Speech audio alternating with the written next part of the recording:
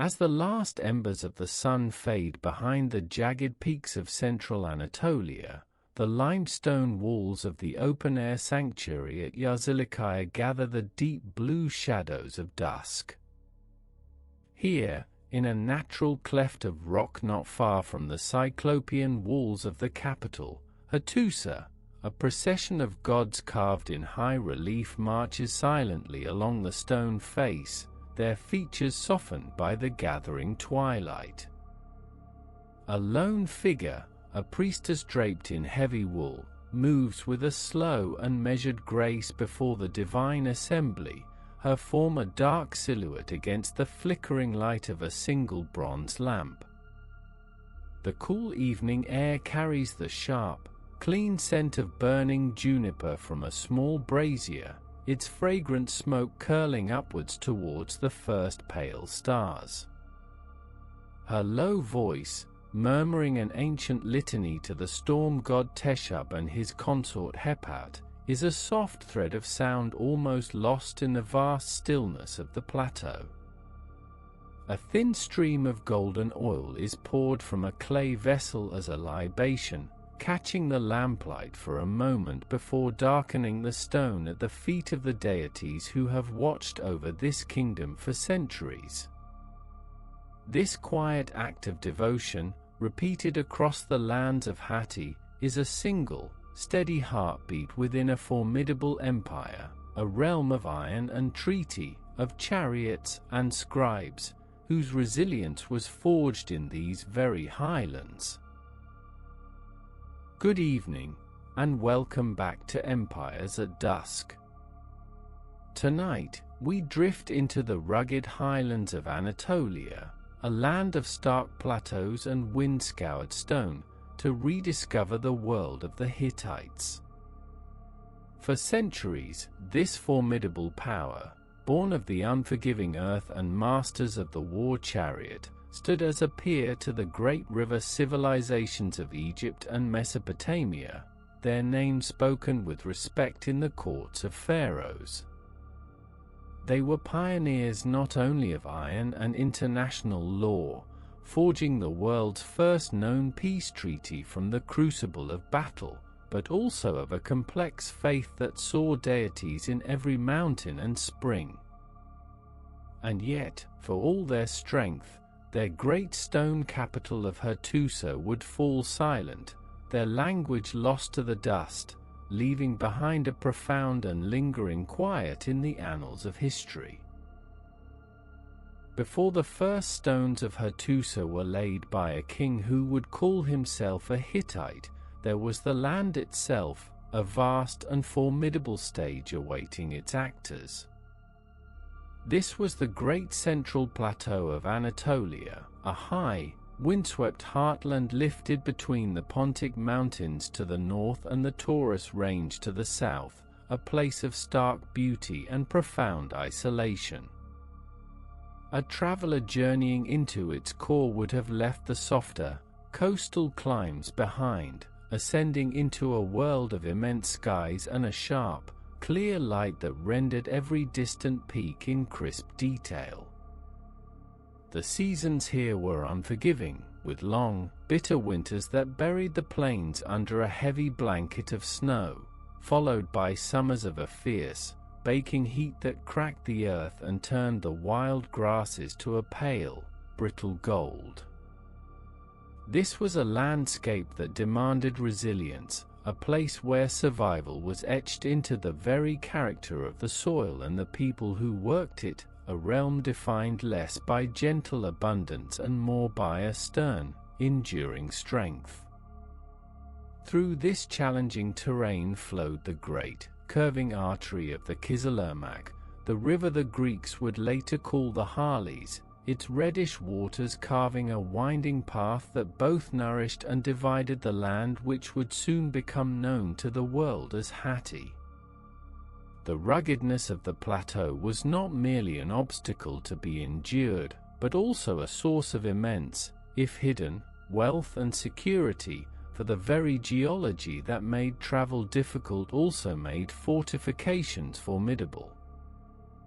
All across the high plains, colossal fists of rock and granite thrust upwards, natural citadels that seemed to beckon for walls and watchtowers, their sheer faces offering a powerful defense against any would-be aggressor. Within these stony sinews, the mountains held their own treasures, veins of copper and, more precious still, silver, which gleamed in the rock and promised prosperity to those with the skill to extract them. And, though its full potential remained largely untapped in this age of bronze, the land also concealed rich deposits of iron ore, a secret waiting for a new technology to unlock its transformative power. Yet this was not solely a domain of harsh highlands, where the rivers slowed and broadened. They created pockets of surprising fertility, alluvial plains, and sheltered valleys where wheat and barley could be cultivated, and where the first settled communities could sink their roots deep into the dark, welcoming soil, creating a patchwork of agricultural life amid the untamed wilderness. Upon this stage, long before the name of the Hittites was ever spoken, lived a people intrinsically bound to this geography, a civilization we now call the Hattians. It was they who gave the land its earliest known name, the land of Hatti, and their culture permeated the central plateau in a constellation of small, independent city-states, each ruled by its own local king and nestled within a defensible bend of a river or atop a strategic hill. The surviving traces of their world suggest a people of refined artistic sensibilities, who crafted elegant bronze standards depicting sacred bulls and stags, their forms captured with a fluid, natural grace. Their spiritual life was woven directly from the landscape they inhabited, a pantheon of deities who resided in sacred mountains, spoke in the rush of thunderstorms, and gave life through the bubbling of freshwater springs. A visitor to a Hattian town at dusk might have caught the scent of juniper burning on a hilltop altar, its fragrant smoke carrying prayers to a weather god who was both feared and revered, the ultimate arbiter of the harvest and the fate of the community. Into this established world of Hattian city-states, a new element began to arrive, not in a single, crashing wave of conquest, but as a slow and steady tide of migration trickling into Anatolia over the course of many generations. These newcomers, believed to have journeyed from the vast steppe lands to the north or perhaps from the Balkans, spoke a language that was utterly alien to the Hattian tongue, an early branch of the great Indo-European family tree. They did not come to simply displace or destroy, but rather to settle and coexist, gradually establishing themselves in and around the existing Hattian towns, bringing with them their own traditions and their own gods of the wide sky. In the marketplaces of the central plateau, a new and complex society began to take shape, a place where a merchant might hear the guttural sounds of the Hattic language spoken alongside the unfamiliar cadences of the new Indo-European arrivals. This slow fusion of peoples, a mingling of bloodlines, beliefs, and customs, created a unique cultural ferment from which a new identity would eventually be forged, one that carried the deep legacy of the Hattian past within a new and dynamic Indo-European framework. The catalyst that would accelerate this transformation and connect the isolated Anatolian plateau to the grand theatre of the Bronze Age world arrived not on the back of a warhorse, but on the back of a donkey. From the great cities of Assyria in Mesopotamia, columns of merchants began to make the long and arduous journey northwest, drawn by the promise of Anatolia's mineral wealth. They established a network of trading settlements known as caroms, which were essentially self-governing commercial districts situated just outside the walls of the local Anatolian rulers' cities, operating under royal protection in exchange for taxes. The most significant of these was the great trading hub of Kadesh, a bustling, cosmopolitan enclave where the dust of the Anatolian plains mingled with the scent of foreign goods. One could have witnessed the arrival of a long caravan, the patient donkeys laden with fine Mesopotamian textiles and, most critically, with tin from the distant east, an essential component for the forging of bronze. In return, the Assyrian merchants acquired the silver and copper mined from the Anatolian mountains, their transactions weaving the region into a vast and intricate web of international commerce that stretched for thousands of miles.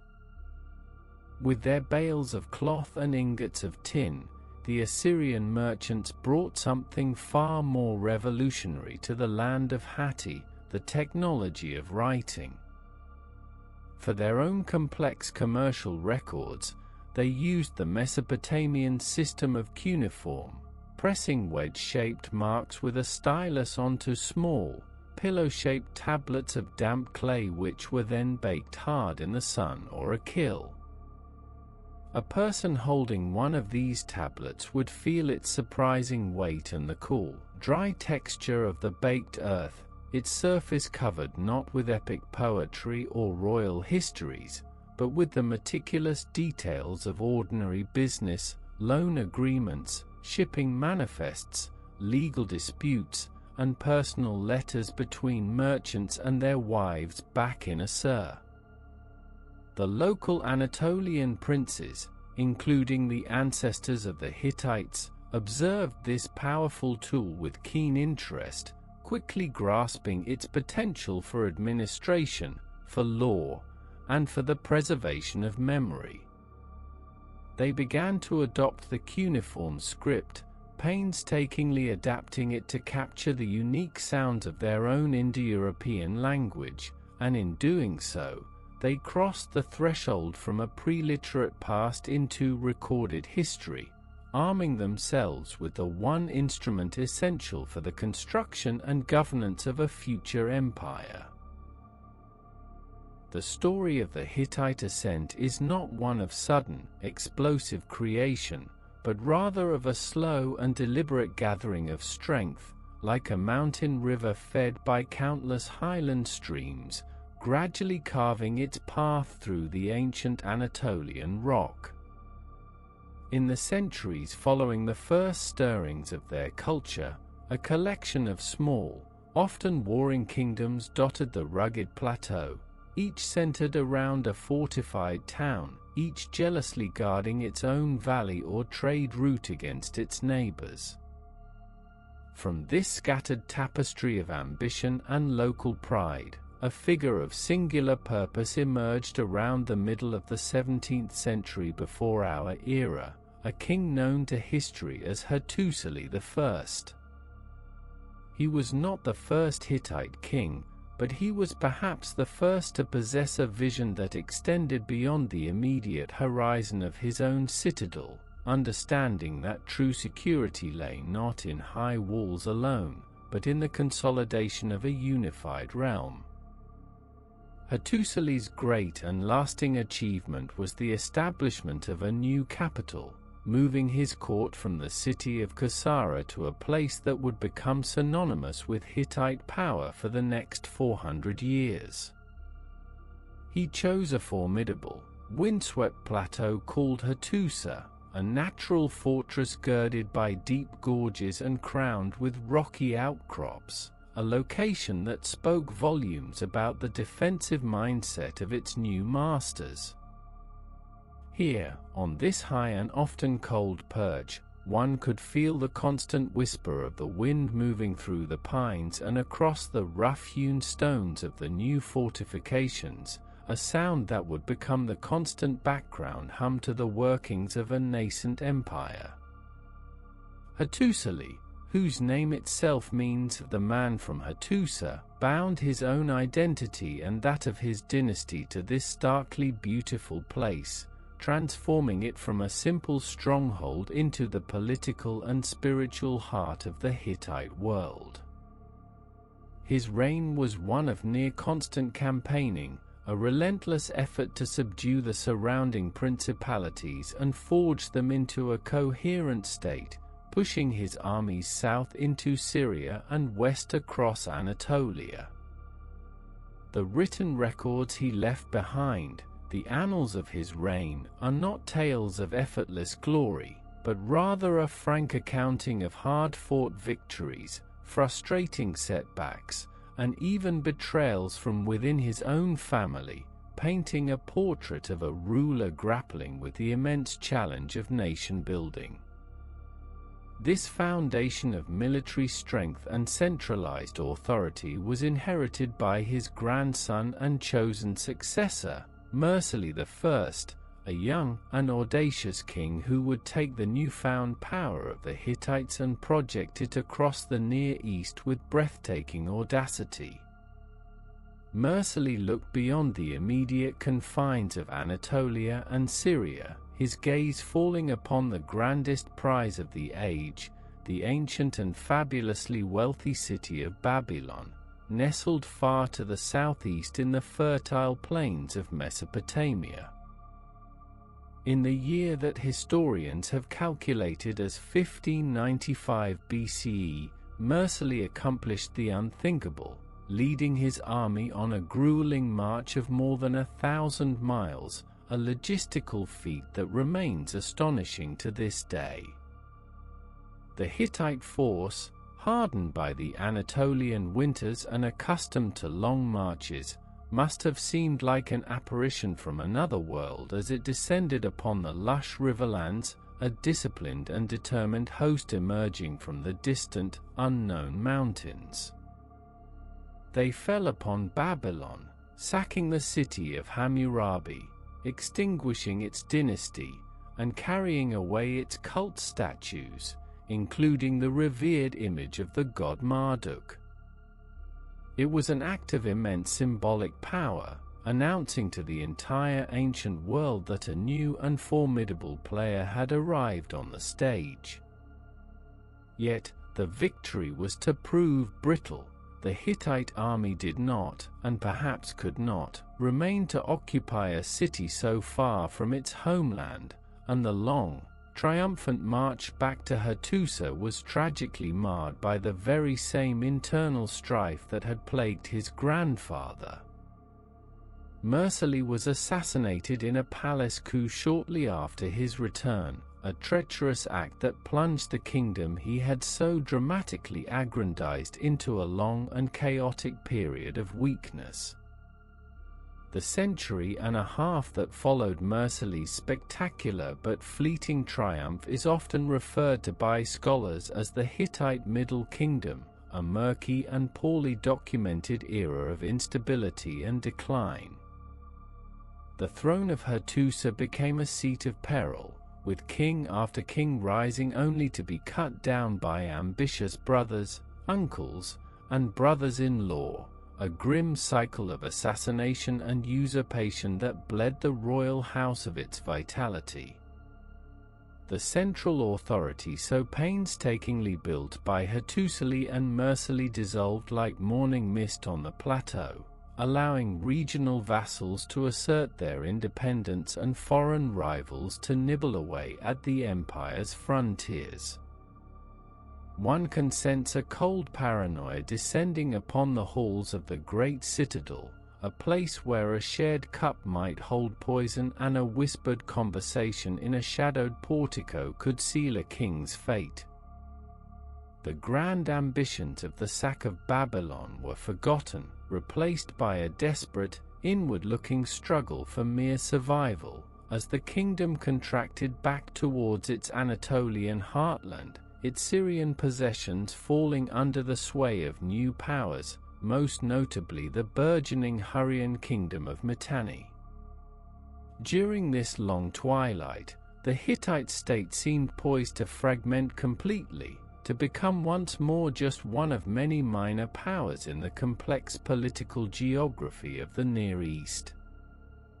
The surviving texts from this period are few, but they speak of famine, plague, and the constant threat of incursions by the Kaska peoples from the northern mountains, perennial thorns in the side of the Hittite kings. Yet, deep within the state structure, some core of resilience remained, a memory of past greatness and a capacity for renewal that had not been entirely extinguished by the decades of internal bloodshed. The end of this dark chapter and the dawn of a new, more glorious age is marked by the accession of a king named Anatolia, around the year 1400 BCE. With his reign, the murky interregnum of the Middle Kingdom concludes, and the Hittite New Kingdom, the period we now call the Hittite Empire proper, truly begins. Anatolia I was a restorer, a king who seems to have systematically set about repairing the damage of the preceding generations, re-establishing firm control over the Anatolian heartlands and pushing back against the encroaching powers. He and his immediate successors fought tirelessly to reclaim lost territories, campaigning against a coalition of states in western Anatolia known as the Assuwa Confederacy, and clashing once more with the forces of the Mitanni Kingdom in the east. The sound of the mason's hammer and the chisel on stone would have returned to the quarries around Hattusa, as fortifications were strengthened and temples were restored, the physical manifestation of a renewed sense of purpose and order. This was a period of consolidation, of laying the groundwork for a second, more enduring expansion, a process of methodically reassembling the components of imperial power that had been scattered during the years of chaos. The Hittite state was preparing itself, gathering its resources and tempering its armies for the great contest of nations that was to define the Late Bronze Age. And then, out of this renewed kingdom, came the man who would elevate the Hittites from a regional contender to a global superpower, a ruler whose name would be spoken with respect and fear in the courts of Egypt and Babylon, the great Suppiluliuma I. Ascending to the throne around 1344 BCE, Suppiluliuma was a master of the long game, a brilliant strategist and a cunning diplomat who possessed a profound understanding of the intricate web of alliances and rivalries that constituted the politics of his day. He inherited a strengthened kingdom, but it was he who would transform it into a true empire, one that could stand as an equal to the ancient and mighty civilization of the Nile. His gaze was fixed firmly on the south and east, towards the rich cities of Syria, which for decades had been under the firm control of the Hittites' primary adversary, the kingdom of Mitanni. Previous Hittite kings had launched direct, frontal assaults into northern Syria, with only temporary success. Suppiluliuma, however, conceived of a far more audacious and imaginative plan. Instead of hammering away at the Mitannian frontier, he first spent years securing his flanks, making treaties with vassals in the west and shoring up his northern defenses. Then, in a move of strategic genius, he led his main army not south into Syria, but on a great, looping march eastwards, crossing the Euphrates River into territory that the Mitannians considered their own safe backyard. The Hittite army, moving with a speed and purpose that caught all their enemies by surprise, fell upon the Mitannian vassal states from the north and east, an entirely unexpected direction. The dust of their chariot wheels would have risen over plains that had not seen a Hittite army in generations, a terrifying portent for the unsuspecting cities in their path.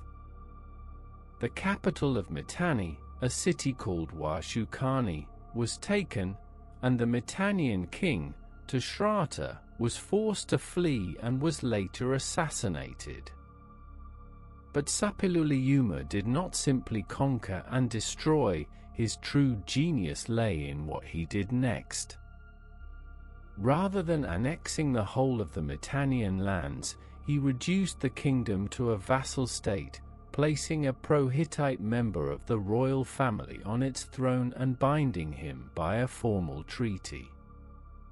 He then systematically moved through Syria, detaching city after city, including powerful centers like Aleppo and Carchemish, from their old allegiances and making them loyal Hittite vassals, often installing his own sons as their new rulers.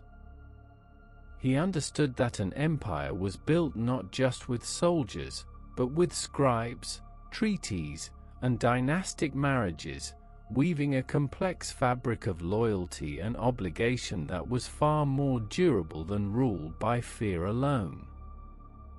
The cool, quiet throne rooms where these treaties were negotiated, the scent of cedar oil in the air and the weight of the clay tablets on which the terms were inscribed, were just as important as the battlefield.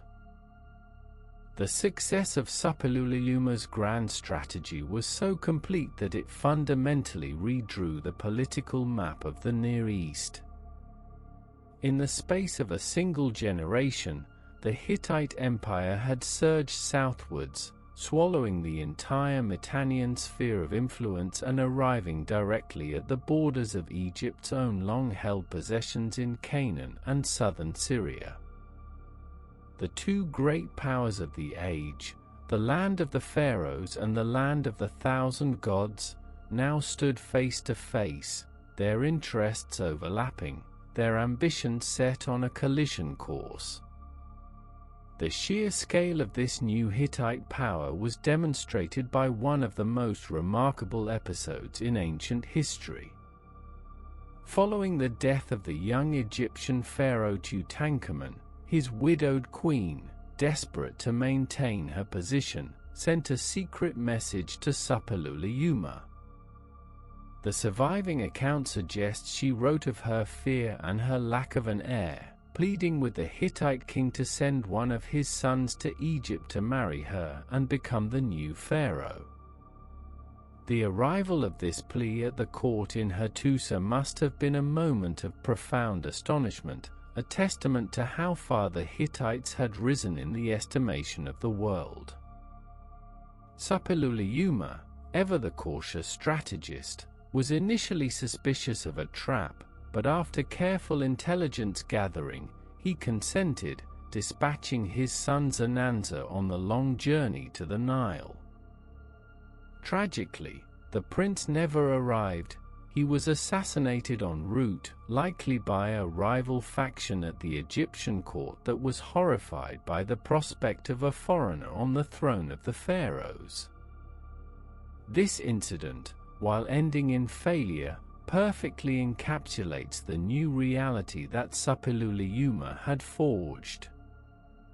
The once remote kingdom of the Anatolian highlands was now so powerful, so central to the affairs of the great powers, that its princes were being invited to sit upon the most ancient and venerable throne in the world, marking the absolute zenith of the Hittite ascent to imperial greatness.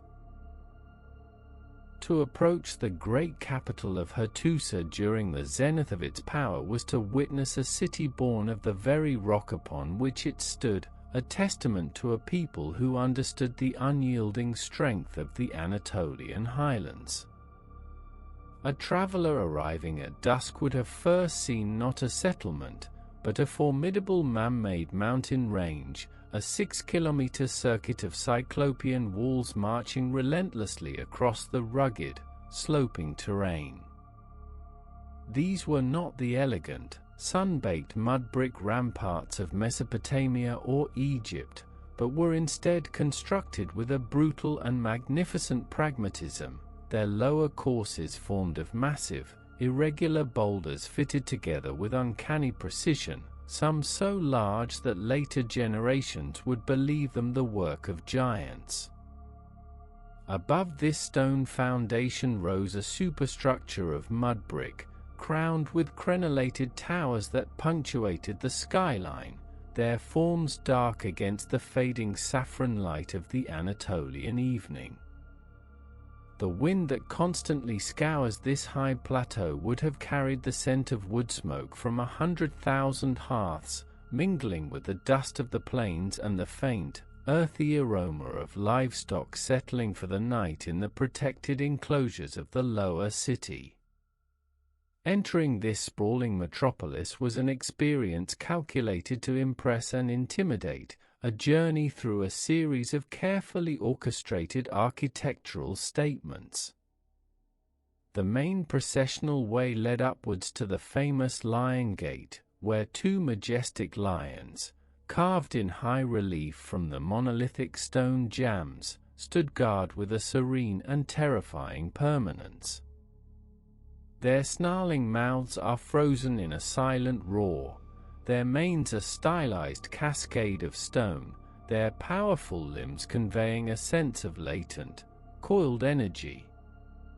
Passing between them, one would feel the sudden cool of the stone passage, the air still and heavy after the open wind, the sound of footfalls echoing in the confined space before emerging into the upper city.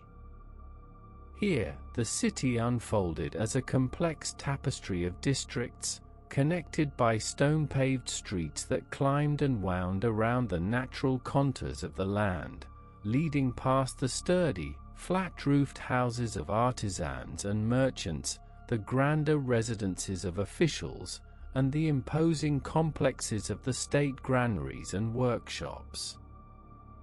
The very ground underfoot, a mixture of worn stone and hard-packed earth, would have felt ancient and solid, bearing the weight of generations of purpose.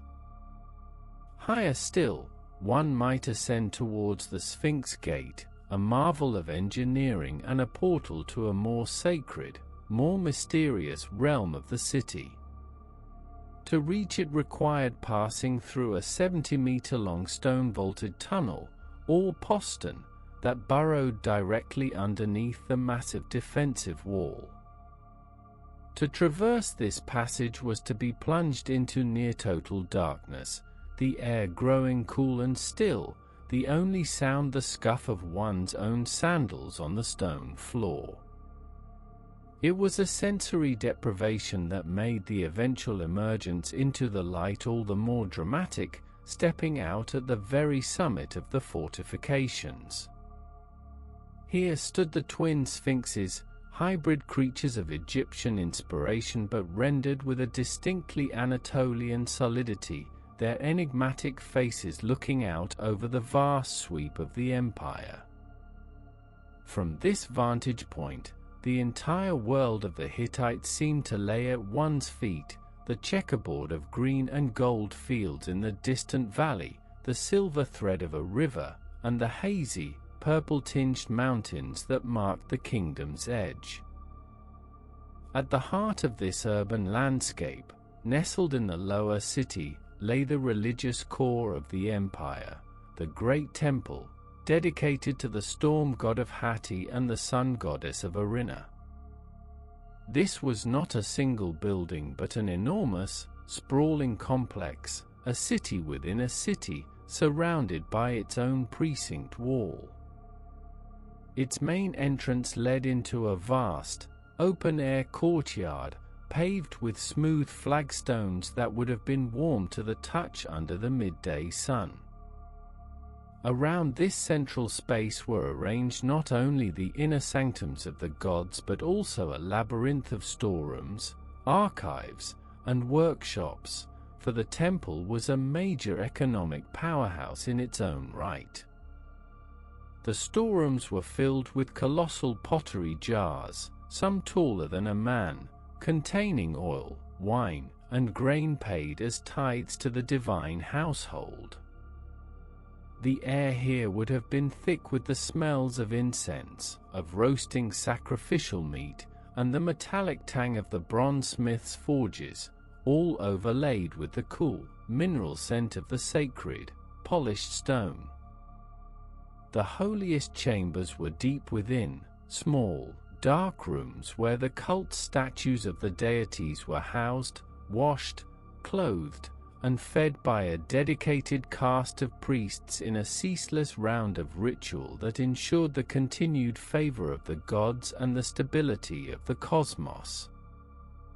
From the sacred precinct of the temple, a final ascent would take a privileged visitor to the royal citadel itself, the mighty fortress of Buyukali, or the Great Castle. This was the true nerve center of the Hittite state, a palace and administrative headquarters perched on its own precipitous rock outcrop, offering a commanding view over the entire city and its approaches. Within its heavily fortified walls were the audience halls, the private royal apartments, the scribal schools, and, most importantly, the royal archives. Here, the great king of Hatti lived and worked, surrounded by a court of nobles, scribes, generals, and foreign envoys. The architecture was robust and functional, characterized by large, airy halls with wooden columns resting on stone bases, their walls perhaps plastered and painted with geometric designs or scenes of royal prowess. One can imagine the feel of the cool, polished limestone floors underfoot, the sight of sunlight streaming through high clerestory windows, illuminating the motes of dust dancing in the air, and the low murmur of Akkadian, the international language of diplomacy, being spoken in the shaded porticos as officials negotiated the fate of distant vassal kingdoms. The stones of Hattusa, from its mighty outer walls to the innermost chambers of its palace, speak not only of military might, but of a profound sense of order, a principle that extended deep into the legal framework of the Hittite state. This deep-seated need for order and fairness found its most enduring expression in Hittite law, a body of regulations that stands as remarkably humane and pragmatic when compared to its Bronze Age contemporaries. Unlike the stark eye for an eye principle that characterized the famous Code of Hammurabi in Babylon, Hittite jurisprudence frequently favored restitution and compensation over physical retribution. The surviving law codes, painstakingly inscribed on clay tablets unearthed from the archives at Hattusa, reveal a society that was deeply concerned with maintaining social equilibrium. If a man injured another, the primary legal concern was not to inflict a similar injury upon the aggressor, but rather to ensure that the victim was made whole, with the offender being required to pay the injured party's medical expenses and provide a substitute to work his land until he recovered. This was the logic of a practical, agrarian society, where the loss of a single farmer's labor could have significant consequences for a family and a community. The laws covered a vast array of situations, from property disputes and theft to matters of assault, marriage, and even sorcery, and the penalties were often graded according to the social status of the individuals involved, and whether the act was intentional or accidental. For example, the theft of a plowing ox, a vital piece of agricultural capital, was treated with immense seriousness, but the punishment was typically a hefty fine, requiring the thief to restore the value of the stolen property many times over, rather than a mandatory death sentence. Even in cases of homicide, the law made careful distinctions. Killing in the heat of a quarrel incurred a different penalty from a premeditated murder, and the primary resolution often involved the payment of blood money to the victim's family, a practice designed to prevent the endless cycle of vendetta and feud. This is not to say the laws lacked teeth. Certain crimes against the state or the gods, such as treason or bestiality in a sacred context, were met with uncompromising severity. Yet the overarching impression is one of a legal system grounded in reason, seeking to repair the fabric of society rather than simply to punish transgression. The Hittite conception of justice also appears to have possessed a dynamic quality, an ability to evolve over time. The scribes who copied the law tablets would often note when a particular statute had been updated or a penalty revised, adding phrases such as, "Formerly they would have done this, but now the king has decreed that." This suggests a living legal tradition, one that was responsive to changing social norms and royal oversight, rather than a static code handed down from a mythical past. The famous clause concerning the price of goods, which set official rates for everything from a sheep to a square yard of irrigated land, further illustrates this impulse to regulate and stabilize the economic life of the kingdom, protecting people from exploitation and ensuring a measure of predictability in their commercial dealings. This concern for balance and restitution in human affairs was mirrored by a complex and ever-watchful relationship with the divine, a pantheon so vast and accommodating that it was known to the Hittites themselves simply as the thousand gods of Hatti. To understand Hittite religion is to gaze upon a spiritual landscape as rugged and diverse as Anatolia itself, a sprawling, syncretic pantheon that grew over centuries by absorbing the deities of every people the Hittites encountered. The core of this divine assembly was composed of the ancient gods of the pre-Hittite Hattian people, but led upon them were powerful Hurrian deities from the southeast, Mesopotamian gods from the great river valleys, and countless local spirits of mountains, rivers, and springs. The Hittites did not see this as a contradiction, rather, they seemed to believe that to conquer a people was also to assume responsibility for the worship of their gods, lest the neglected deities become angry and cause trouble for the empire. The result was a celestial court of bewildering complexity, a divine bureaucracy that mirrored the administration of the earthly kingdom.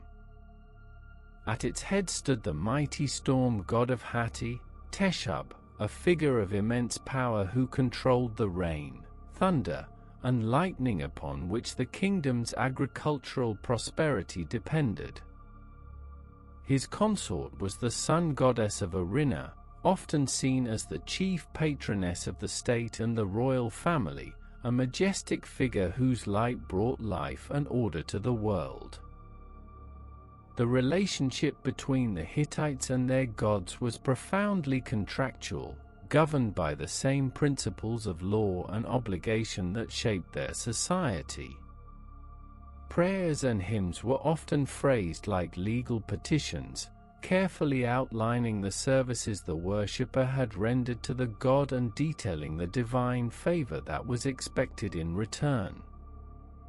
Conversely, illness, military defeat, or drought were seen as signs of divine displeasure, evidence that some ritual had been neglected or some taboo broken. In such times, the king and priests would engage in elaborate divination rituals, examining the entrails of sheep or observing the flight of birds to diagnose the cause of the god's anger and determine the correct ritual remedy. This created a pervasive sense of divine presence in all aspects of life. Every significant action, from planting a field to waging a war, was accompanied by the appropriate religious observance. The landscape itself was sacred, with specific mountains being seen as the dwelling places of gods, and rocky outcrops serving as open-air sanctuaries where reliefs of the divine processions were carved directly into the living stone, as seen at the magnificent shrine of Yazilikiah, just a short walk from Hattusa. Central to this entire religious system was the figure of the king, who served not only as the military commander and chief justice but also as the high priest of the entire realm. He was the essential intermediary between the human and divine worlds, and his primary duty was to ensure the 1,000 gods were kept content. The ritual calendar was relentless, requiring the king to travel throughout the kingdom to officiate at the major festivals of different regional deities, a constant procession that reinforced both his piety and his political authority over the diverse lands of Hatti. When in the capital, he performed daily rituals within the great temple, and in times of war, he was expected to entreat the gods for victory before battle and thank them afterwards. This sacred responsibility was so profound that upon his death, the Hittite king was not said to have died, but to have become a god, joining the celestial assembly he had so diligently served in life.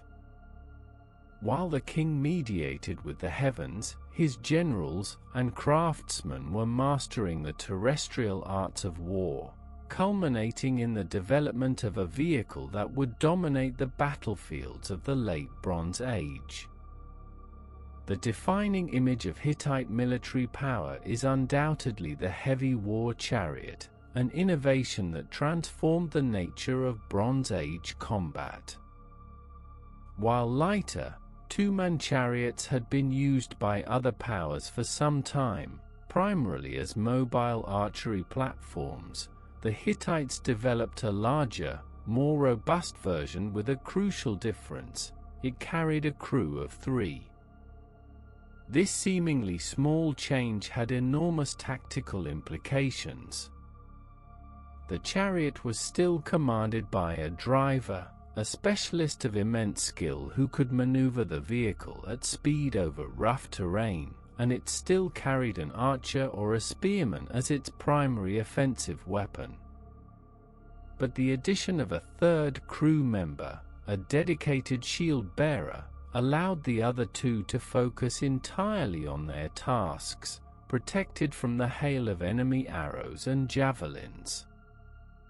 This made the Hittite chariot a far more resilient and effective fighting machine, a kind of primitive armored fighting vehicle capable of crashing into and breaking enemy infantry formations.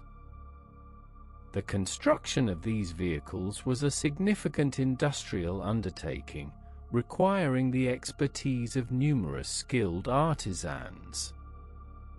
The frame was typically made of light but strong wood, bent into shape using steam, with a floor of woven leather straps that acted as a primitive suspension system, absorbing some of the shocks of a cross-country charge. The wheels were the most critical component, often featuring 6 or 8 spokes rather than the earlier 4, providing greater strength and stability. The entire vehicle was drawn by 2 highly trained, powerful horses, a testament to the sophisticated horse breeding and training programs maintained by the Hittite state, detailed in lengthy instruction manuals found amongst the clay tablets.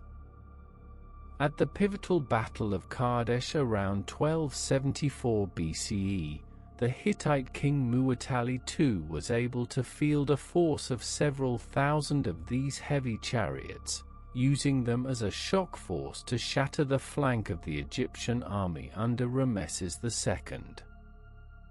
Alongside their mastery of chariot warfare, the Hittites are often celebrated as pioneers in the working of iron. While the Bronze Age is, by its very name, defined by the dominance of bronze for tools and weapons, the Hittites were among the first peoples to develop the complex techniques required to smelt and forge iron ore. The archaeological evidence suggests that this was initially a small-scale, highly specialized industry, with iron objects being far rarer and more valuable than their equivalents in gold or silver. A famous letter from a Hittite king to a fellow monarch apologizes for being unable to fulfill a request for a shipment of pure iron, explaining that the royal warehouses are currently empty and that it is the wrong season for its production. This indicates that iron was not a common material for everyday tools or weapons. The Hittite army continued to fight primarily with bronze swords, spears, and arrowheads throughout the empire's history. Instead, early iron objects were likely ceremonial or high-status items, perhaps dagger blades or cultic objects, their dark, mysterious metal imbued with a special prestige. Nevertheless, this early experimentation gave Hittite smiths a technological edge and a body of knowledge that would become critically important in the centuries that followed the empire's eventual collapse. Yet for all its military innovations and imperial grandeur, the true foundation of the Hittite Imperium rested not upon the chariot or the forge, but upon the broad, sunburned shoulders of the Anatolian farmer. Away from the great cities and royal processions, the vast majority of the empire's subjects lived lives governed by the ancient and unforgiving rhythms of the sun and the soil. The Anatolian plateau is a land of harsh extremes, with long, cold winters where snow blankets the ground for months, and short, intensely hot and dry summers. Survival here depended on a deep, generational understanding of the land, and on the cultivation of hardy crops like wheat and barley, which formed the absolute staple of the Hittite diet. The agricultural year began in the spring, with the frantic rush to plow and sow the fields as soon as the ground thawed, using simple wooden plows, perhaps tipped with bronze, pulled by a pair of sturdy oxen.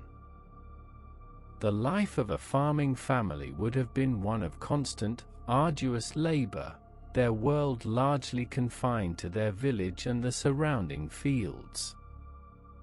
Their homes were simple, robust structures, likely built of mud brick on a stone foundation, with a flat roof of timber and packed earth that might be used for sleeping on hot summer nights or for drying fruits and grains. Inside, the space would have been dark and smoky, dominated by a central hearth used for cooking and warmth. The texture of daily life was rough and homespun. Clothing was made from the wool of their own sheep, spun into thread by the women of the household and woven into coarse, durable cloth on simple looms. The flock of sheep and goats was a family's most important asset after their land, providing not only wool, but also milk, cheese, and yogurt, as well as meat on the rare occasions of a festival or sacrifice. The diet was monotonous but nourishing. The primary food was bread, a dense, unleavened flatbread baked on a hot stone or in a small clay oven, the air in the village thick with its comforting, grainy scent each morning. This was supplemented by thick porridges and stews made from boiled grains and legumes, perhaps flavored with onions, garlic, and a few precious herbs gathered from the hillsides. The main beverage for all ages was a type of weak, unfiltered beer, brewed from barley, which was safer to drink than often unreliable water sources and provided essential calories. Life was precarious, always at the mercy of a late frost, a summer drought, or a swarm of locusts, yet it was the accumulated surplus from these tens of thousands of small, hard-working farms, collected as taxes in the form of grain and livestock, that fed the armies, built the temples, and sustained the entire edifice of the Hittite Empire. And it is through an almost miraculous act of preservation that we know so much about these lives, both humble and grand, for deep within the citadels of Hattusa and other Hittite cities lay a repository of knowledge unlike any other in the ancient world. In the late 19th and early 20th centuries, archaeologists began to unearth what would become known as the Royal Archives, tens of thousands of cuneiform clay tablets, neatly stored on wooden shelves or in baskets, constituting the complete administrative, legal, religious, and diplomatic records of a lost civilization. The moment of their discovery must have been one of profound wonder, as the excavators carefully brushed away the soil of 3 millennia to reveal row upon row of these biscuit-shaped pieces of baked clay, each one covered in the tiny, wedge-shaped impressions of a scribe's stylus. The very physicality of these objects connects us directly to their creators. One can almost feel the coolness of the damp clay as the scribe shaped it into a tablet, the focused pressure of the reed stylus as he impressed the characters of the Akkadian cuneiform script, the lingua franca of the age, which the Hittites adapted to write their own, distinct Indo-European language. After being inscribed, important documents were fired in a kiln, transforming the perishable clay into a substance as durable as stone, which is the primary reason for their remarkable survival through the fiery destruction that eventually consumed the city. The sheer scale of the archives is staggering, a testament to a deeply literate and bureaucratic society. Here were the law codes, the annals of the kings detailing their military campaigns, and the vast collections of myths and rituals that guided the spiritual life of the nation. Among the most fascinating finds were the scribal training texts, which give us a glimpse into the education of a Hittite civil servant. Students would copy out long lists of vocabulary, practice legal formulas, and transcribe ancient myths, including versions of the Mesopotamian epic of Gilgamesh. The archives contain texts in no fewer than 8 different languages, reflecting the cosmopolitan nature of the empire and the Hittites' intense interest in the cultures of their neighbors and subjects. But perhaps most compelling of all are the letters, which capture the voices of individuals from across the centuries. We have letters from provincial governors reporting on the harvest, anxious queries from the king about the health of a sick family member, and urgent military dispatches from generals on the frontier. These clay tablets, inscribed with the careful hand of the royal scribe, revealed more than just domestic laws and local myths. They opened a window onto a sophisticated world of international relations, a complex dance of diplomacy played out between the great kings of the earth. The tablets of Hattusa confirmed that the Hittite Empire was a central player in what historians now call the Great Powers Clubs of the Late Bronze Age. This was an exclusive geopolitical network connecting the major kingdoms of the Near East, Hatti, Egypt, Babylonia, Assyria, and Mitanni. The rulers of these powerful states regarded each other as equals, addressing one another in their correspondence with the familial term brother. This was a world governed by intricate protocol, where the status and honor of kings were paramount. The diplomatic archives are filled with letters negotiating state visits, arranging strategic royal marriages, and complaining about the quality or timeliness of exchanged gifts. These gifts were not mere trifles, but extravagant, symbolic transfers of wealth and prestige, consisting of gold, silver, lapis lazuli, fine horses, and skilled craftsmen, all designed to cement alliances and display the power and resources of the sender. Managing their vast, multi-ethnic empire required a different, but no less sophisticated, diplomatic tool, the vassal treaty.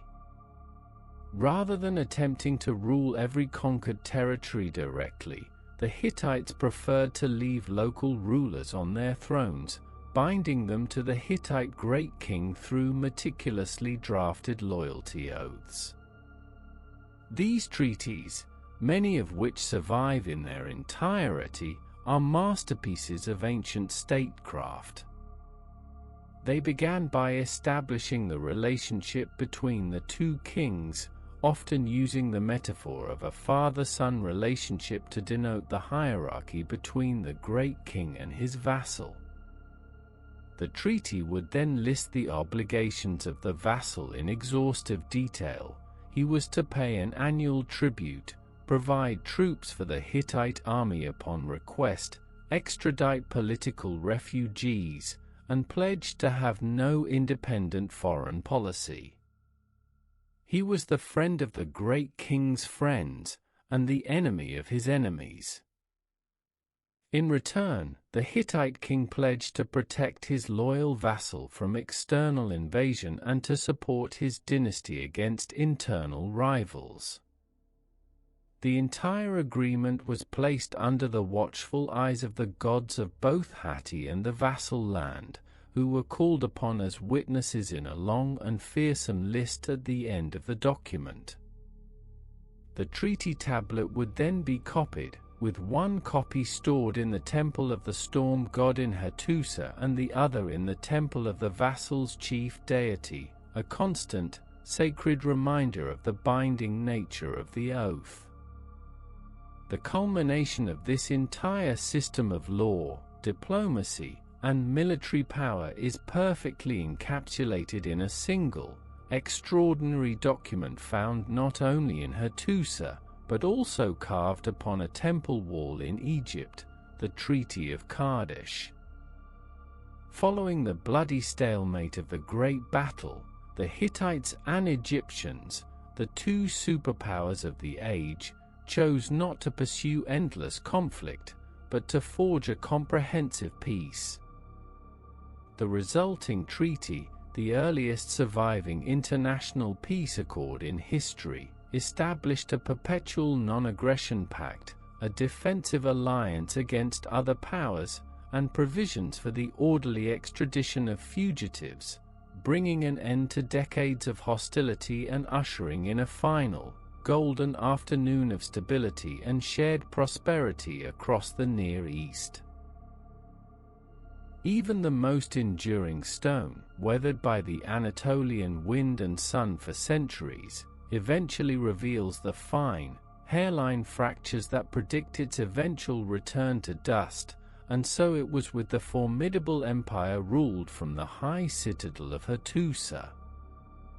For all its accumulated power, for all the divine favor of its 1,000 gods, the Hittite state was approaching a moment of monumental exertion, a collision of empires in the Syrian sun that would both define its legend and sow the seeds of its exhaustion.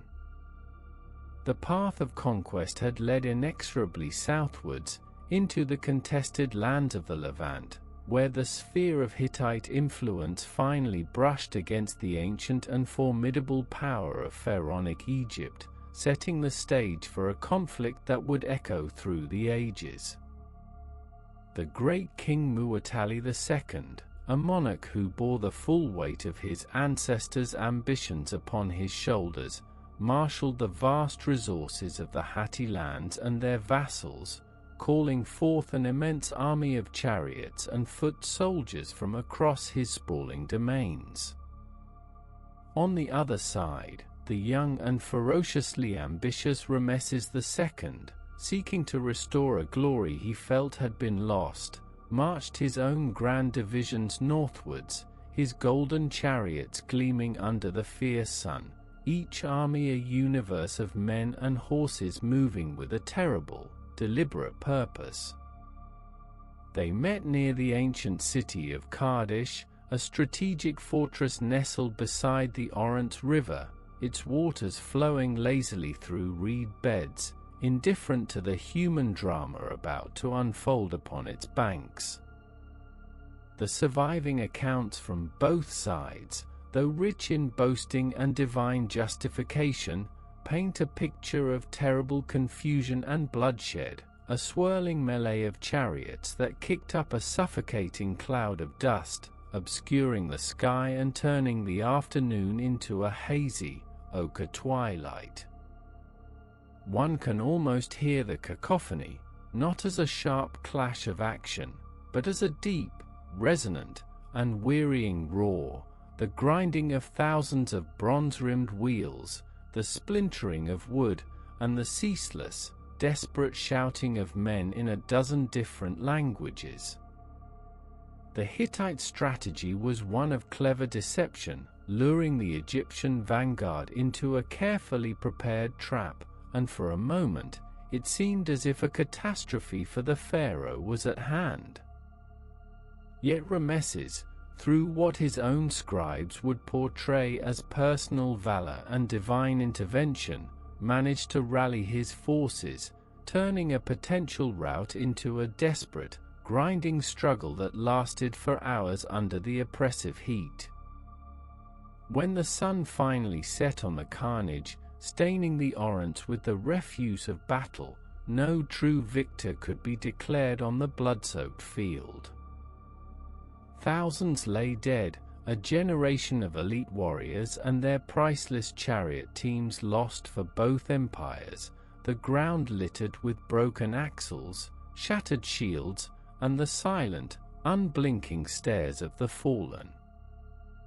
Muwatalli had successfully halted the Egyptian advance and secured Kadesh, yet the cost was staggering, a hemorrhage of men and wealth that the Hittite kingdom, for all its strength, could ill afford. Rameses would return to Egypt to cover the temples with inscriptions proclaiming a magnificent victory, but the reality for both sides was one of mutual, profound exhaustion, a recognition that they were two titans too evenly matched to ever achieve total supremacy over the other. The Battle of Kadesh was not a glorious climax, but rather a brutal and sobering lesson in the limits of power. In the years that followed the immense expenditure of blood and bronze at Kadesh, a deep weariness seems to have settled over the rival courts of Hattusa and Rameses, a quiet acknowledgement that the path of endless war was a road to mutual ruin. The letters that passed between the two great royal houses, carried by envoys on long, dusty journeys across the Sinai and the Levant, began to change in tone, shifting from the veiled threats of rivals to the pragmatic considerations of neighbors who had taken the measure of one another. This slow diplomatic thaw culminated in one of the most remarkable achievements of the ancient world, a comprehensive peace accord, known to us today as the Treaty of Kadesh. The text, preserved in the clay tablet archives of Hattusa and in the hieroglyphic carvings on the temple walls at Karnak, speaks not of victory or defeat, but of brotherhood and eternal peace between the great king of Hatti and the pharaoh of Egypt. One might picture the scene in the royal scriptoriums, the quiet, concentrated scratching of a stylus on damp clay, or the meticulous work of an artisan engraving the terms onto a plaque of gleaming silver, a metal chosen for its purity and permanence. The treaty was a masterpiece of ancient statecraft, establishing a defensive alliance, securing extradition for political fugitives, and, most importantly, formally delineating the spheres of influence in Syria, effectively drawing a line in the sand that both empires pledged to respect. The gods of Hatti and the gods of Egypt were invoked as eternal witnesses, their names listed in a long and solemn procession, lending a sacred weight to the promises of mortal kings. This agreement was then sealed through the pageantry of royal marriage, with a Hittite princess undertaking the long journey south to become a bride of Rameses, her caravan laden with a dowry of gold, silver, and the finely woven wools of her Anatolian homeland, a tangible symbol of the new alliance. Yet, while this eternal treaty brought a welcome and lasting peace to the empire's southern frontier, it also represented a profound strategic shift, an implicit admission that the era of limitless Hittite expansion was over. By accepting a permanent border with Egypt, the great king was also accepting a ceiling on his own ambitions, turning his gaze away from the rich lands of Canaan and Palestine to focus on the more pressing and persistent troubles brewing closer to home. The treaty, for all its sublime language of brotherhood, was a document born of necessity, a pragmatic solution for an empire that had reached the very limits of its logistical and military reach. The peace it secured was real, but it was the peace of a giant who, having wrestled his rival to a standstill, now had to contend with the aches and strains accumulating within his own powerful frame, and with the jackals nibbling at his heels. The southern door was closed and locked, but other doors, to the north and to the west, were beginning to creak ominously open. While the great king's diplomats were forging a lasting peace with Egypt, the northern frontiers of the empire remained a source of constant, draining anxiety, a festering wound that refused to heal. Here, in the rugged, densely forested Pontic Mountains, lived the disparate and fiercely independent tribes known collectively as the Kaskians. They were not a unified kingdom to be met on the field of battle and defeated in a single, decisive campaign, but rather a persistent and unpredictable threat, a loose confederation of highland warriors who practiced a form of asymmetric warfare that the ordered Hittite army found endlessly frustrating. For centuries, they had been a thorn in the side of the Hatti lands, launching lightning raids from their mountain strongholds to plunder harvests, burn villages, and carry off livestock, before melting back into the trackless wilderness of pine and mist. The Hittite annals are filled with the exasperated accounts of kings who were forced, year after year, to break off from more glorious campaigns in the south to lead punitive expeditions into the northern highlands.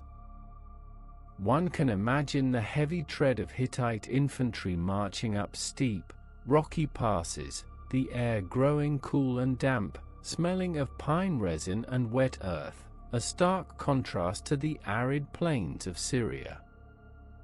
They would build forts and establish garrisons, pushing the frontier further into the mountains, but the Kaskians were like water, simply flowing around these points of strength. A traveler in these northern marches would have seen the smoke from watchtowers on distant peaks, a constant, flickering communication of vigilance and alarm.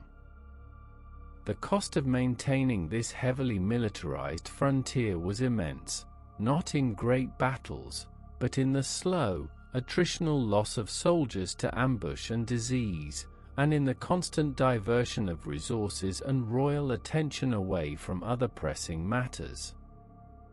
The Kaskians never threatened to conquer Hattusa, but their perpetual raiding gnawed away at the empire's security and prosperity, a constant, low-grade fever that weakened the entire body politic. At the same time, a new and altogether different pressure was beginning to manifest on the empire's western flank, along the sun-drenched Aegean coast of Anatolia.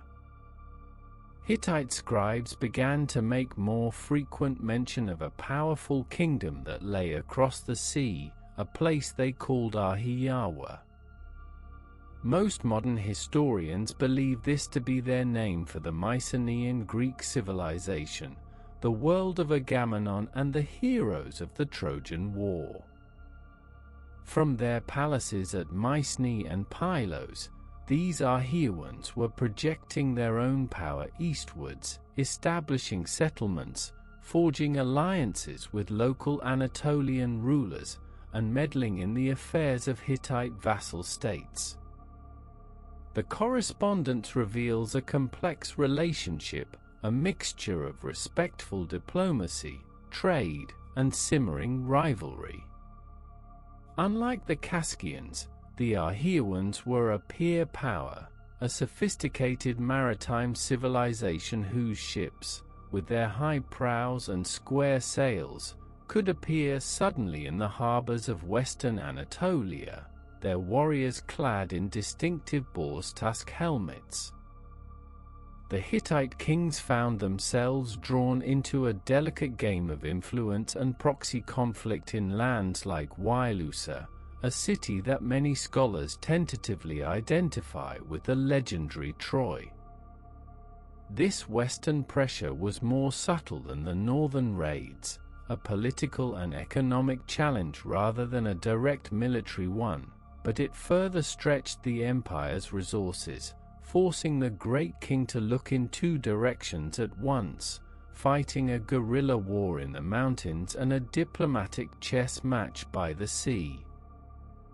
As these external pressures mounted, the very heart of the empire, the royal court within the cyclopean walls of Hattusa, began to suffer its own debilitating sickness. The Hittite system of succession, which had never been entirely stable, entered a period of profound crisis, leading to a series of internal power struggles that sapped the strength and cohesion of the state. The authority of the great king, in theory absolute and divinely sanctioned, became a prize to be fought over by ambitious brothers, uncles, and cousins, turning the labyrinthine stone corridors of the palace into a nest of whispered conspiracies and shifting allegiances.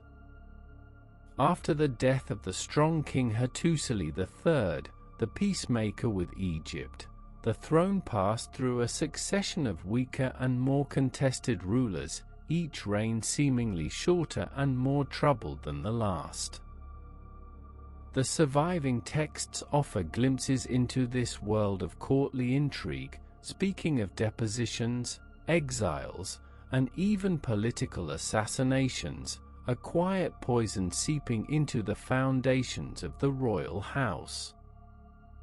A prince who felt he had been unjustly passed over might retreat to a provincial governorship, gathering his own loyal followers and ruling as a semi-independent king, waiting for a moment of weakness at the center.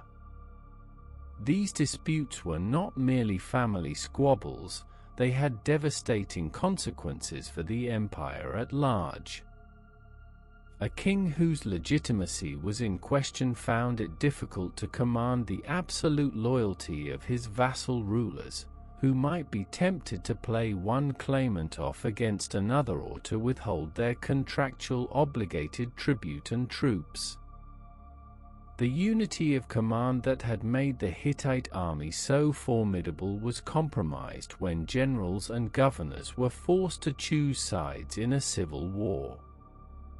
The immense stone reliefs on the city gates of Hattusa depicted the king as a serene and powerful warrior, the chosen shepherd of the storm god, but the reality in these final generations was often one of a man looking over his shoulder, uncertain of the loyalty of the very guards who stood watch outside his chamber.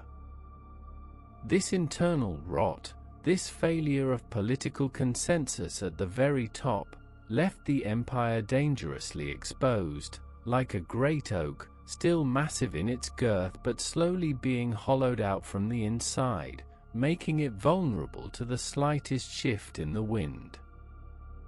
The final and perhaps most insurmountable crack in the edifice of the Hittite Empire was not forged in the smithy of war or the crucible of politics, but in the very soil of the Anatolian plateau itself.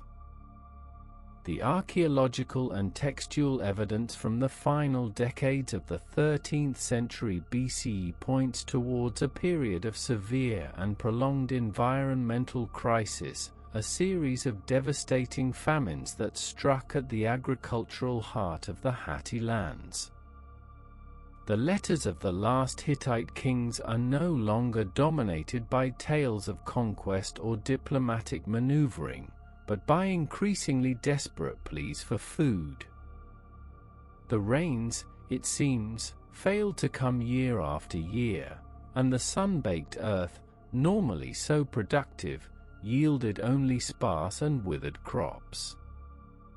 The vast, subterranean granaries of Hattusa, designed to see the city through any normal siege, began to echo with emptiness.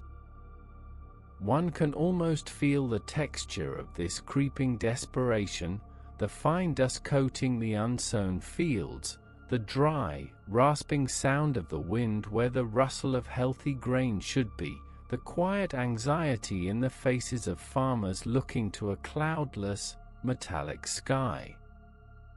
For an empire built upon the surplus of agriculture, a system that required vast amounts of grain to feed its armies, its bureaucrats, and its legions of temple workers, this was an existential threat. In a poignant and deeply ironic reversal of fortunes, the great king of Hatti, the ruler of an empire that had once stood as an equal to Egypt, was forced to write to the pharaoh, not as a brother, but as a supplicant, begging for shipments of grain to keep his people from starving. The Egyptian records confirm these shipments, speaking of vessels laden with wheat and barley making their way to the port of Ura on the Cilician coast, a lifeline extended by a former enemy to a now faltering rival. This climate-induced collapse of the food supply had a cascading effect throughout the empire. Starving populations are desperate populations, more susceptible to disease and less willing to show loyalty to a distant king who can no longer guarantee their basic sustenance. It is likely that the perpetual raids of the Kaskians intensified during this period, as they too were driven by hunger from their mountain homes. The carefully balanced system of tribute and redistribution, which was the economic bedrock of the empire, would have shattered completely. No kingdom, however mighty its armies or thick its walls, can long survive when the land itself turns against it. This widespread famine was the final, crushing weight placed upon a structure already groaning under the strain of incessant warfare, internal division, and new external threats. The Hittite Empire, which had weathered so many storms, was now facing a perfect one, a convergence of crises that would ultimately prove to be its undoing, leaving it brittle, exhausted, and wholly unprepared for the great cataclysm that was about to sweep across the eastern Mediterranean. And so, the great Highland Empire, which had for centuries stood like a mountain against the winds of fortune, found itself assailed from all sides and, most critically, from within. The peace with Egypt had brought stability to one frontier only to highlight the festering problems on all the others, while the royal house, consumed by its own internal rivalries, seemed incapable of providing the unified leadership necessary to navigate the crisis. The granaries were empty, the frontiers were bleeding, and the court was divided. the stage was set for a final, catastrophic act, one that would see the great walls of Hattusa breached, its temples and palaces consumed by a fire so intense it would bake the clay tablets in the royal archives, preserving for posterity the story of an empire on the very eve of its annihilation. The 1,000 gods of Hatti fell silent, and a profound darkness began to gather over the Anatolian plateau, a dusk from which this particular empire would never see a dawn. Rest well. We will meet again at dusk. The long and prosperous twilight of the Hittite world did not arrive with the gentle fading of a summer's evening, but rather with the gathering of a storm on a distant horizon, a storm whose true nature and origin remain, even now, a subject of profound historical debate. On the fringes of the empire, along the sun-drenched coastlines of the Levant and southern Anatolia, the first signs of this encroaching tempest were felt not as a military threat, but as a slow, insidious disruption to the rhythms of life that had persisted for centuries. The great arteries of trade, the sea lanes that carried Cypriot copper, Egyptian grain, and Aegean pottery, began to constrict, interrupted by the murmur of a new and unsettling presence upon the waters. These were the peoples who Egyptian scribes would later describe with a mixture of fear and bewilderment as the peoples of the sea, a nebulous and restless confederation of displaced tribes and maritime raiders, set in motion by forces we can only surmise, perhaps drought, famine, or the collapse of other, forgotten kingdoms. Their names surface in the final, desperate correspondence of the era, recorded on clay tablets from cities like Ugarit, the Shia-Den, the Lukka, the Pele-Set, the Cheka, a litany of peoples without a homeland, a tide of humanity washing against the shores of the established world. For the Hittite court, nestled deep within its Anatolian fortress, these were at first distant troubles, the concern of vassal kings and coastal governors whose pleas for aid and grain must have seemed like the familiar, perennial anxieties of the periphery. The final Hittite kings, particularly the last ruler known to us, Suppiluliuma II, seem to have been acutely aware of the growing danger, though perhaps not its apocalyptic scale. We know he commanded his fleet to victory in the first recorded naval battle in history, fought off the coast of Cyprus against these very sea raiders, a success that must have offered a fleeting moment of reassurance.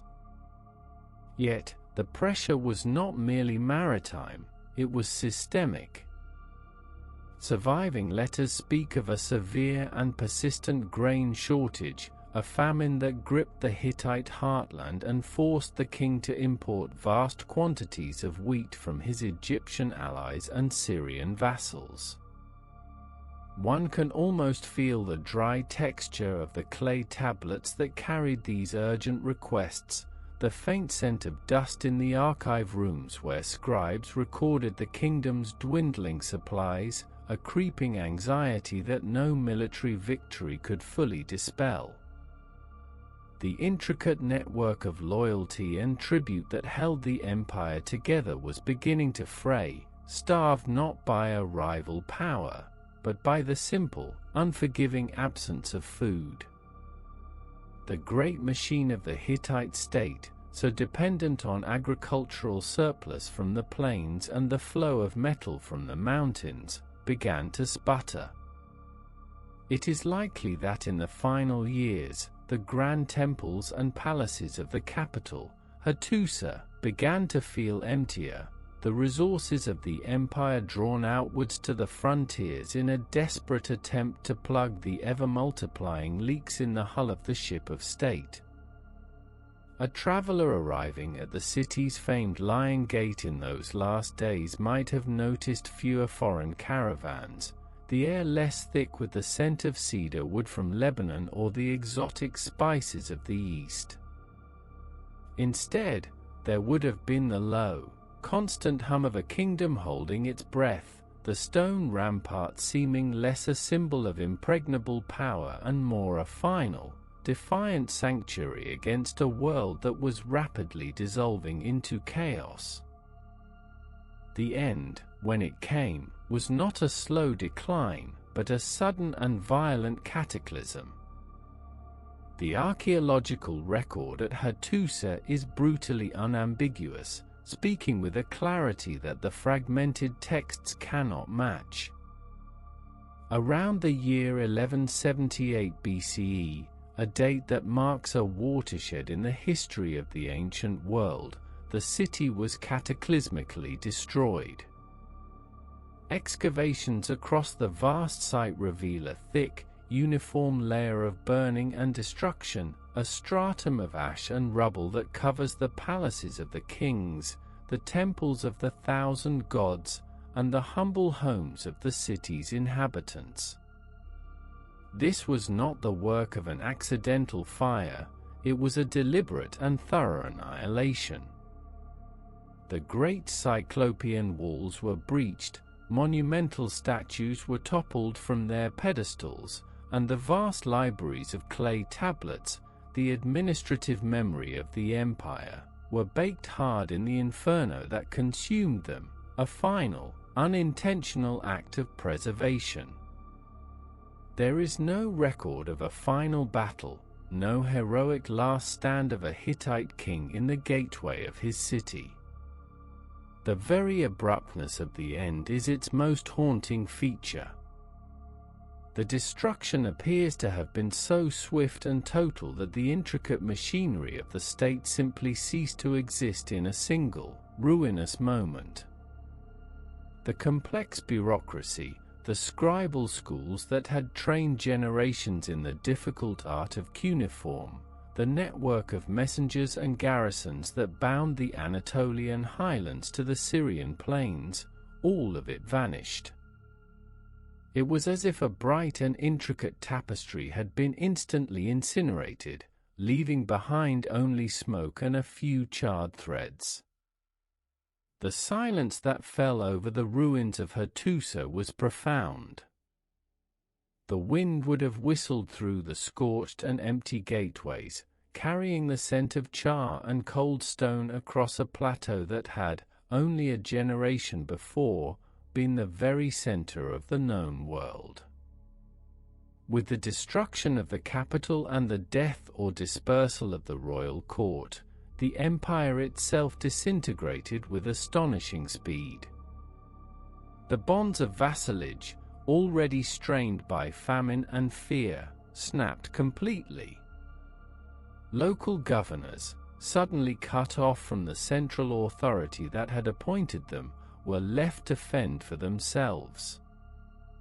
The sophisticated system of literacy, the very medium of Hittite culture and administration, disappeared from Anatolia almost overnight. For nearly 500 years, the skill of writing was lost to the region, plunging the Anatolian plateau into a dark age, a long silence in the historical record, broken only by the whispers of archaeology. What had taken centuries to build, a complex society of law, diplomacy, and monumental architecture, was undone in the span of a lifetime, a testament to the fragility of even the most formidable of human creations. The collapse of the Hittite heartland created a power vacuum that drew neighboring peoples and internal factions into the ensuing chaos. The Phrygians, an Indo-European people from the Balkans, are thought to have migrated into central Anatolia during this period of turmoil, settling amongst the ruins of the old empire and eventually establishing their own kingdom. The very name of the Hittites seemed to vanish from the memory of the world, their mighty capital of Hattusa becoming a deserted, windswept ruin, its location forgotten for 3,000 years until its rediscovery in the early 20th century. The great kings, Suppiluliuma, Muwatalli, Hattusali, men who had corresponded with pharaohs as equals, were consigned to complete oblivion, their language undeciphered, their deeds unknown, their empire a ghost. Yet, the story does not end entirely in ash and silence. While the central pillar of the empire had been shattered, fragments of Hittite culture and population survived, clinging on in the warmer, more fertile lands to the south and east, in what is now southern Turkey and northern Syria. Here, in the centuries following the Great Collapse, a constellation of smaller city-states arose, entities that we now refer to as the Neo-Hittite or Syro-Hittite kingdoms. These were the political and cultural descendants of the old empire, a collection of principalities like Karshemish, Milid, and Gergum, which preserved a memory of the grandeur that had been lost. They were the lingering embers of a once great fire, casting a warm, if diminished, light in the long dusk of the Bronze Age. In these kingdoms, the language of the court was no longer the Nesali of the old capital, but Luwian, a closely related Anatolian language that had always been widespread in the southern provinces, now written in a unique and beautiful hieroglyphic script. A visitor to the court of Karshemish on the banks of the Euphrates in the 9th century BCE would have seen a culture that was a fascinating blend of old and new. The rulers, bearing old Hittite names, commissioned monumental stone reliefs that consciously echoed the imperial art of Hattusa, yet with a distinct local style, the figures more rounded, the features more stylized, the scenes depicting royal processions and offerings to gods who wore the familiar horned helmets of the old pantheon. The chiseled basalt of these reliefs, cool and permanent to the touch, carried the last echoes of Hittite identity. These city-states managed to preserve their independence for several centuries, navigating the complex political landscape of the new Iron Age.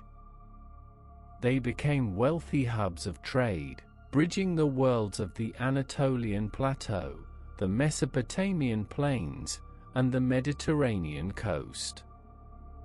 Their scribes carved hieroglyphic inscriptions on stone stelae, boasting of their building projects and military victories in a script that was a direct descendant of the one used in the Old Empire. For a time, it must have seemed as if the Hittite spirit, though exiled from its homeland, had found a new and durable form. They kept alive the names of the storm god Tar-Hunza and the sun goddess of Arina, and in doing so, they maintained a fragile thread of continuity that stretched all the way back to the Old Kingdom. But the world had changed irrevocably. A new and formidable power was rising in the east, an empire built on a foundation of relentless military efficiency and brutal conquest, Assyria.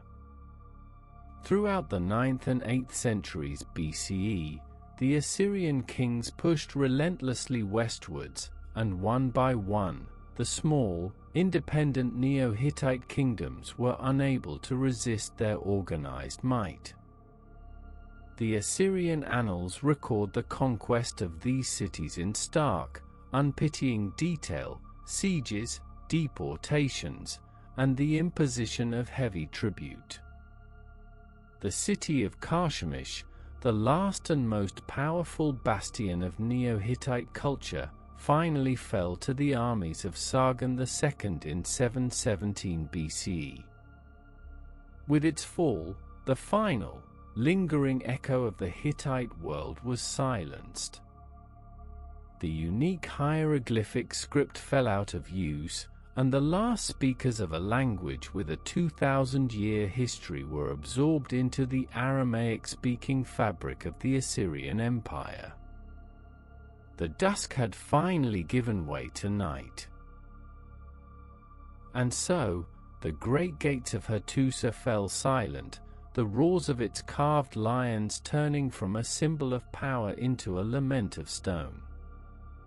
Today, the Anatolian wind moves through the city's foundations, a cold and lonely breath where the warmth of a million hearths once radiated, carrying not the scent of baking bread or cedar smoke, but only the fine dust of crumbled palaces.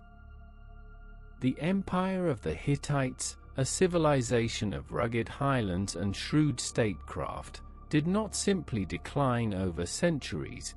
It vanished into the static of history, its cities burned, its people scattered, its very name forgotten for millennia. Their story is a profound meditation on the fragility of order, for this was an empire built as much upon the written word as upon the bronze sword. The same culture that fought Rameses the Great to a standstill at Kadesh was also the one to draft the world's first known peace treaty, a remarkable document of mutual respect and pragmatic alliance etched for eternity. One thinks of the great kings, of Suppiluliuma extending his authority across the Levant, his pronouncements carried by messengers over dusty roads to vassal states, building a complex web of loyalty and obligation that seemed, for a time, as strong as the cyclopean walls of the capital itself.